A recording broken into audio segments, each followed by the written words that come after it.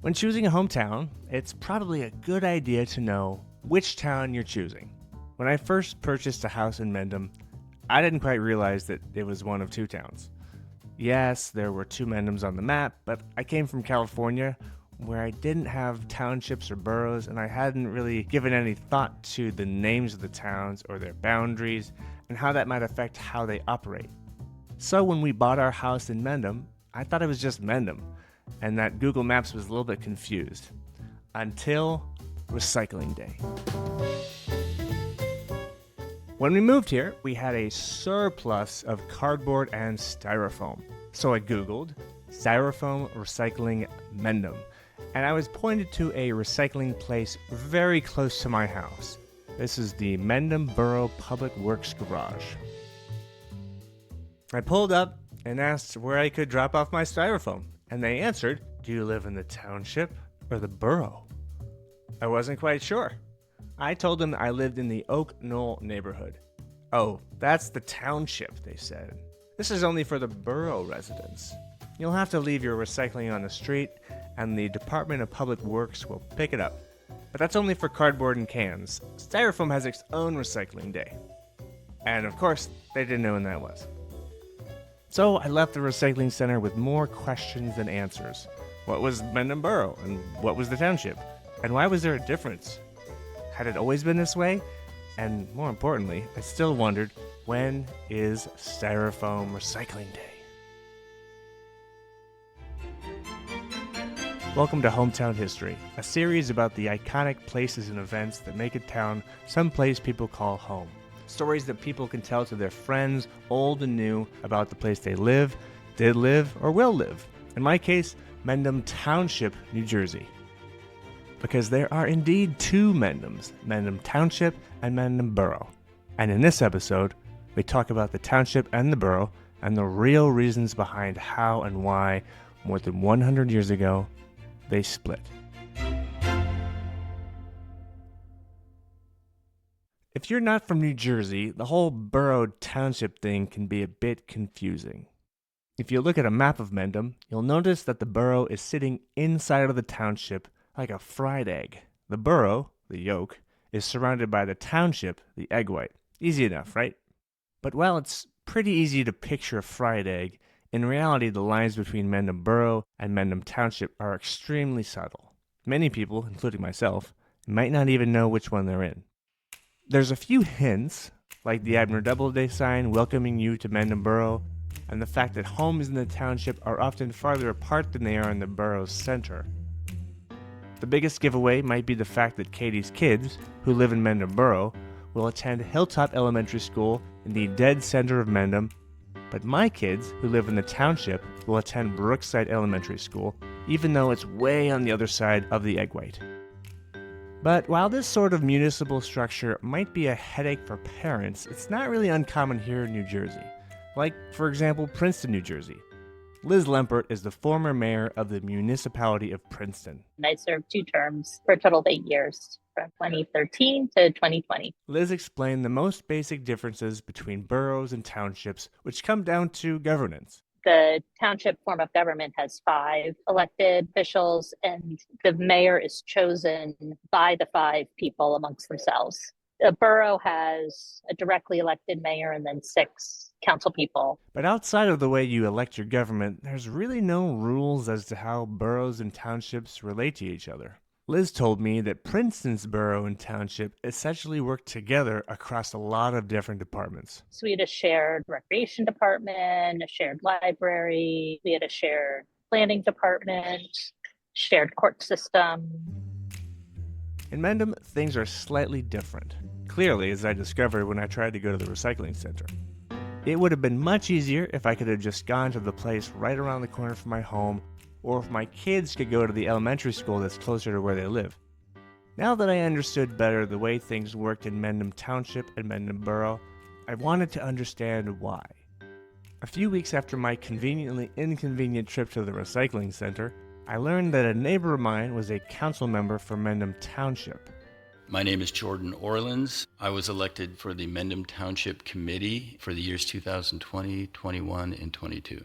Jordan was the perfect person to go to for information about how we ended up with a borough and a township, because his goal while serving on the committee was to get the township and the borough to merge into one Mendham.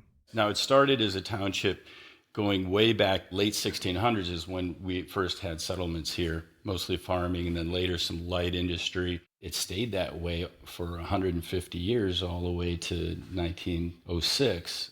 Now, what happened in 1906? I don't want to say it was another schism, so I'll just call it a disagreement around something we all take for granted. You turn a knob and it works. We use it every day and hopefully it's clean. You can even jump in it. That's right, water. They say that the split was the result of the need for a water utility and then a water distribution system, primarily for the purpose of firefighting. In any town where people are living close together, as they do in what is now the borough, a big hazard to people and property was fire. In the late 1800s, Mendham Township's local volunteer fire squad was called the Bucket Brigade, and it was composed of a few dozen men, horses, and an apparatus, which is a fire truck. That's literally the name, the apparatus. Isn't that funny? But they didn't have automobiles, so the apparatus was really just a chassis with wheels that carried buckets, often pulled by horses. The work these early firefighters did was hard and inefficient, to say the least. You may recall that Hilltop Church was completely burned to the ground not once but twice in the 19th century, and records indicate that after a few unsuccessful firefighting efforts at the turn of the century, Mendham residents realized they needed a better, quicker solution: local infrastructure to get water directly to homes and to fire hoses. But this would come at a steep price. The utility was going to cost $40,000, which is upwards of $1.3 million today. And that didn't cover maintenance. The fire apparatus was yet another cost. Now, residents who lived further out in the township weren't as threatened by an out-of-control fire, so they didn't see the benefit of paying for a local water utility. The debate over the public utility of water was split between residents of Mendham living in the center of the township and those living in the surrounding areas. The only way to resolve the stalemate was for residents to vote to break away from the rest of the township and become their own thing, Mendham Borough. So water was a key reason behind why the township and the borough split. Water for firefighting and water for domestic consumption. But that's really only part of the explanation. It takes a long time for something that dramatic to happen, because even little things require so much cooking, and you need multiple reasons. It's almost always a confluence of a bunch of things. Jordan knows what he's talking about. In order to put together a pitch for why Mendham should come back together, he had to uncover what it really was that split it up in the first place. And Jordan realized it wasn't as simple as just water. There were actually a couple other reasons why Mendham split into a township and a borough in 1906.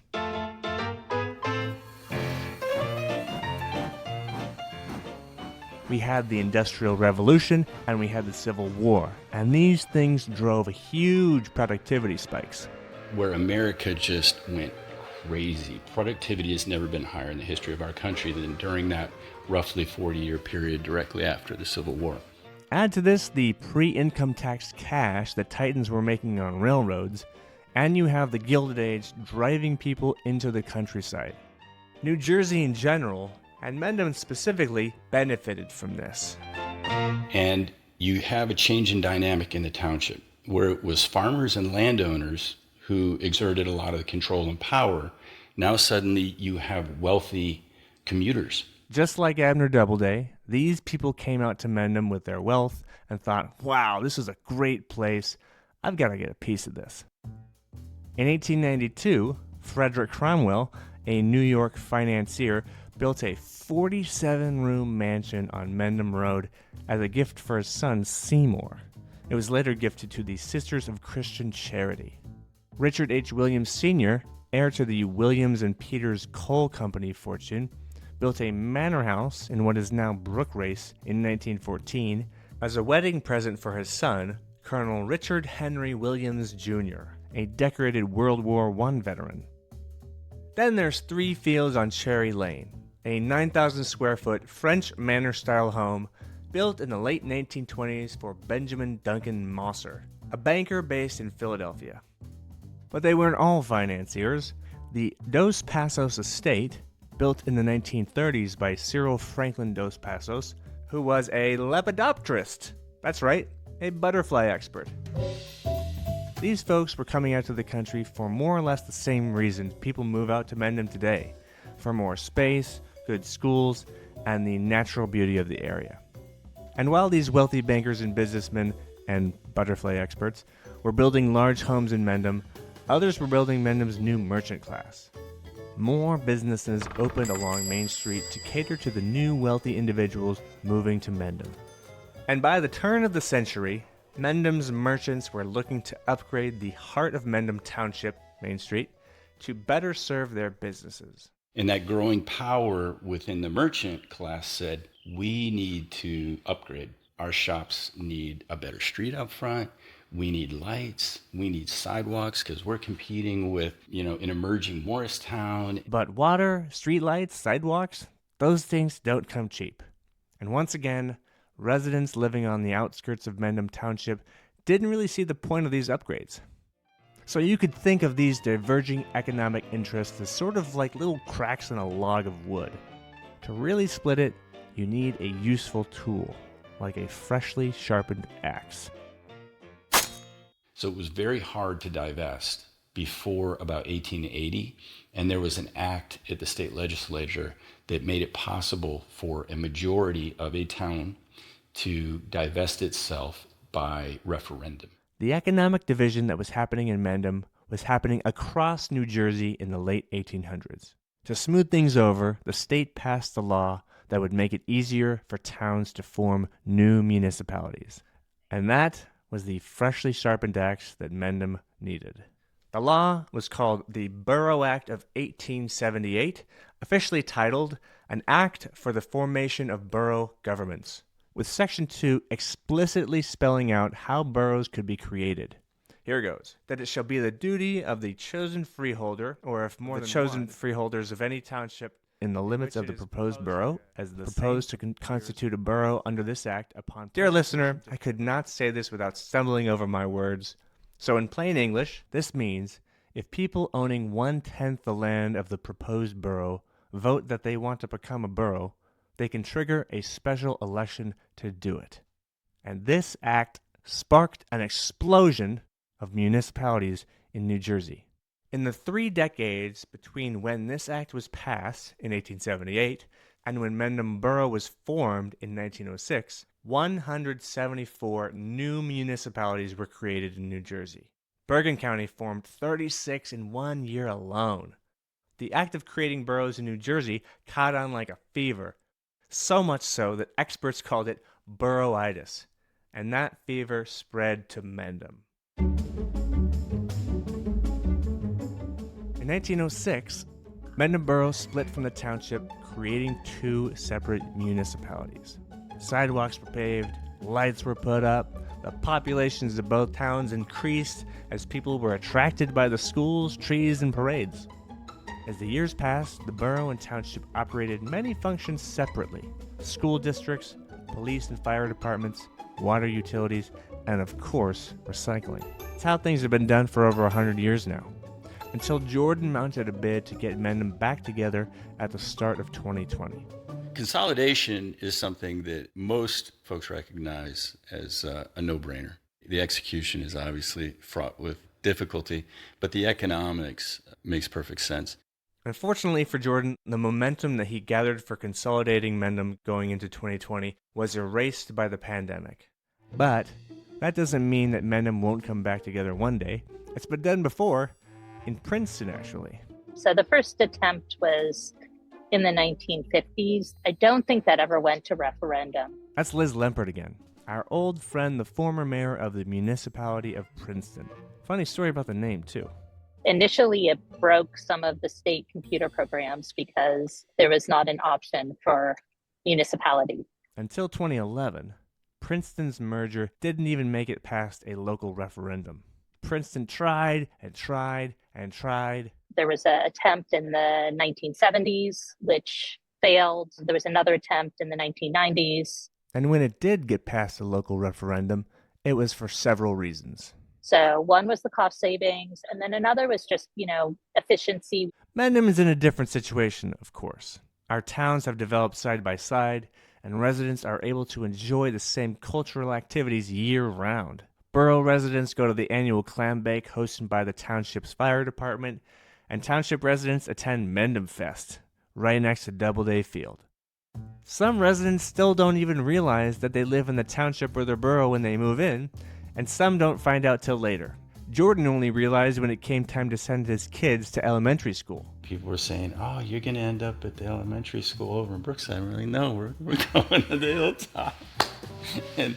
and that's when we started to learn about the division. My experience at the Borough Recycling Center gave me a glimpse of how civic boundaries operate and touch residents that live within them.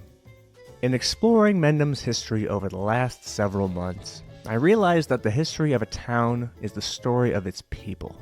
No matter how different we are, we all share this space. We may not all agree on everything all at once.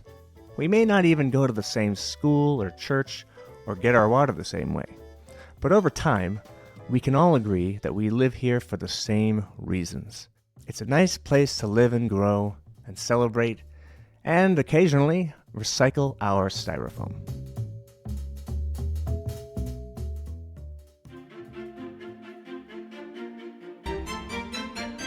This episode was written and produced by Ryan Ross and Katie Feather. It was mixed and edited by Katie Feather. Our theme music is La Danse Timide by Howard Harper Barnes. Special thanks to Jordan Orleans and Liz Lempert. Additional information provided by the Mendham Borough Library. Information on New Jersey's era of boroughitis was taken from the book New Jersey's Multiple Municipal Madness by Alan Karcher, published by Rutgers University Press. For more information, visit our website, hometownhistorynj.com. Thank you for listening.